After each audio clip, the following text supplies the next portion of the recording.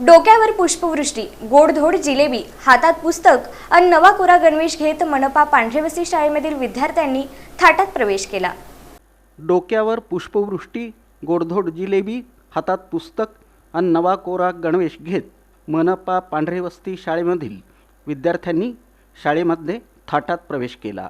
स्वागतासाठी प्रभाग क्रमांक 5चे नगरसेवक समाधान आवळे, उद्योजक ठेंगील, माजी मुख्याध्यापक सिद्धण्णा बिराजदार तसंच प्रभात चव्हाण यांची प्रमुख उपस्थिती होती। धुरंधर चित्रपटातील लोकप्रिय नृत्यशैलीमध्ये विद्यार्थ्यांचं स्वागत हे या प्रवेशोत्सवाचं वैशिष्ट्य ठरलं।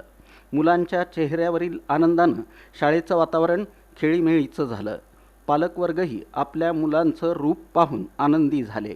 कार्यक्रमाच्या यशस्वीतेसाठी शाळेचे मुख्याध्यापक अमोल भोसले, सहशिक्षक किरण शेळगे, बालवाडी शिक्षिका श्रीदेवी गौडगावे, सेविका अफरीन शेख यांनी परिश्रम घेतले।